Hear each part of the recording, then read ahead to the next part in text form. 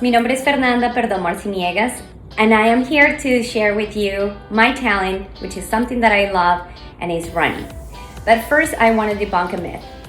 People think that to run, you have to have a special kind of physicality, and that's not true.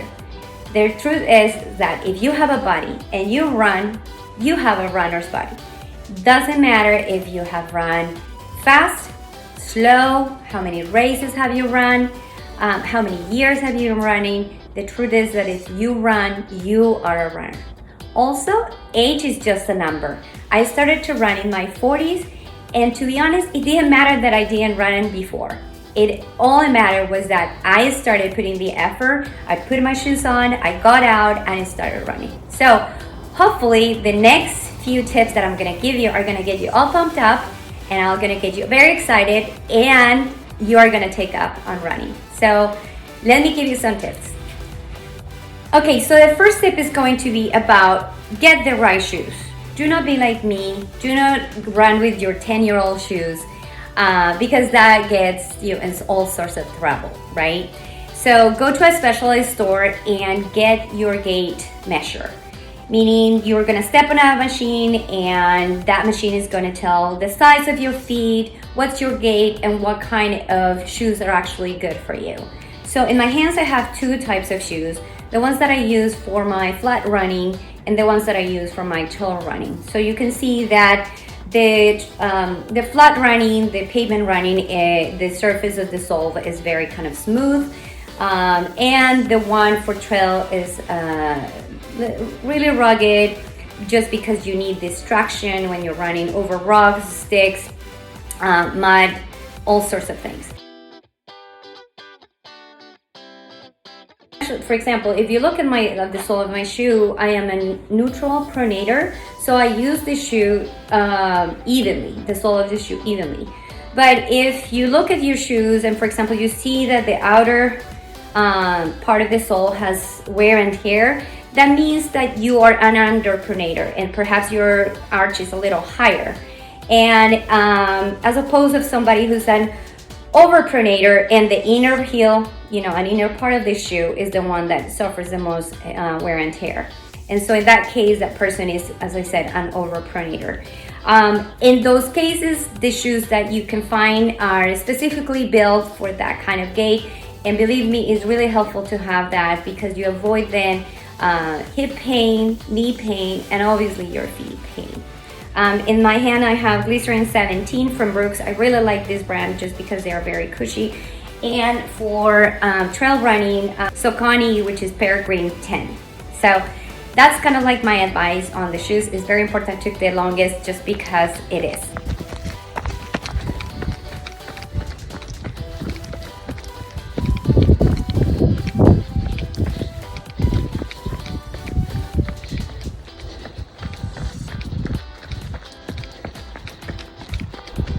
Okay, the second tip that I have for you is hydration. It is very important to drink plenty of fluid before a run.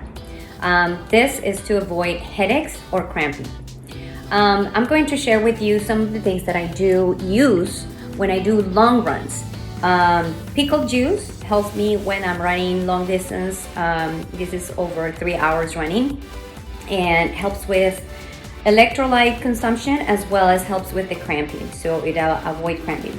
And also I take salt caps, which also help with reduces the heat stress as also the muscle cramping, which tends to I don't carry water when I'm running less than an hour. So if you're gonna be going for a run for like 20 minutes, you really don't need to carry anything in your hands, and you wanna have your hands kind of free and loose when you're running. So it's I see a lot of people running with a bottle. That's not kind of like what I do because I want to have my hands relaxed. But if you go out on a run that is a little over an hour but not 3 hours, you can wear a belt where you can carry your phone, your keys, etc.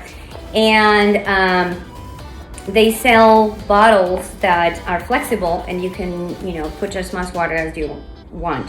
In this case, 450 milliliters for this kind of bottle.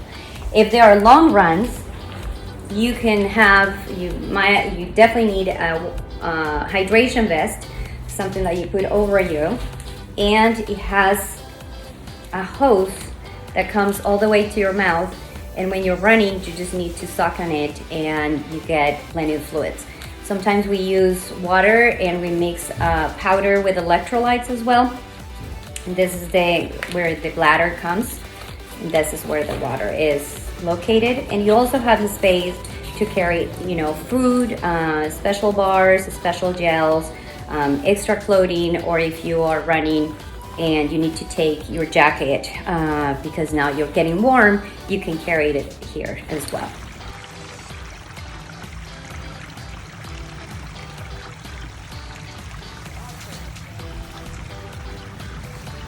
Okay, the third tip I want to share with you is about your running attire.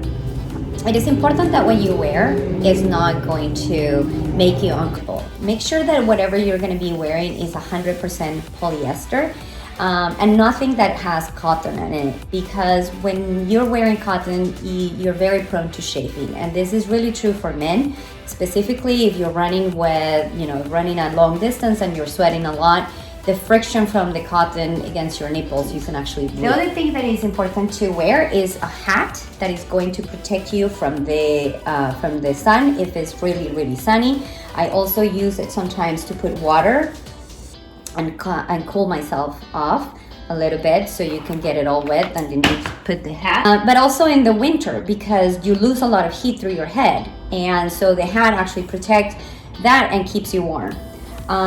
Sunglasses to protect you from UV rays, and like me, and for people who have short hair and their ears get really, really cold, you can wear something like that. It's a headband and it protects your ear and also keeps your headphones if you're running with headphones. I carry my mask as well. I'm now running with my mask off, but I still carry it because I want to make people who are running or walking in the trails comfortable as well, in case there are very narrow paths.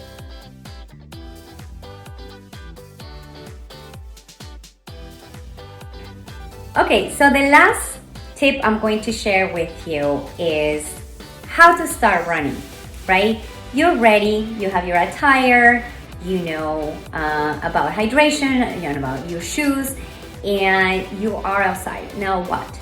Well, I'm gonna teach you a technique that we use in my running group, which is called San Jose Fit.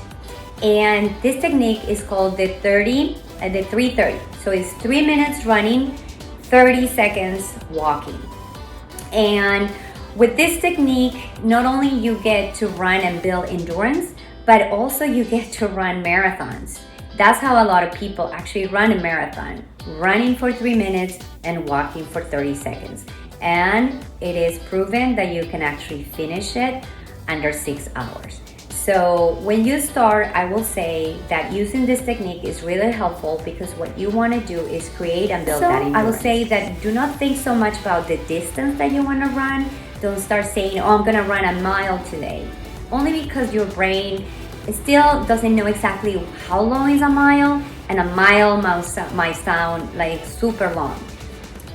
So actually think about, okay, I'm just gonna run for 15 minutes. What you're gonna do is like, okay, I'm gonna run 15 minutes and I'm gonna be using this 110 technique, or then 220 technique, and then increase it.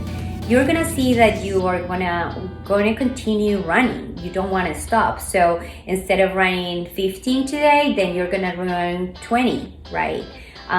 Or the next day you wanna run 30 minutes. And do it slowly and progressively. Don't start running like I am gonna run a whole hour today on a Saturday. It's not necessary, because the idea is that your body kind of like acclimates to this sort of movement. Because when you are a beginner, everything in your body is going to hurt. Your hair is gonna hurt even. So that's why I say it's important to hydrate.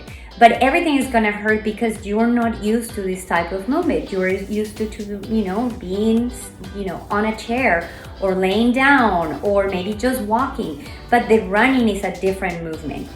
Also, I will say, as I'm closing, make sure that you do a little bit of weight training, right? Strength training. because yes, you're using your legs and your longer muscles, but you also want to make sure that your arms are strong and your glutes are strong and your core is strong. So Google some exercises online. My favorites are burpees, which are very hard, but they're very necessary because you are using basically all the muscles that runners use. Jumping rope is extremely helpful because you are using a muscle that is very important, which are your glutes. When you run, your glutes are, if they are developed, if they are really strong, they do a lot of the lifting. It's not just this part, and you avoid a lot of issues with your knees when you have a strong butt, basically strong muscles in there.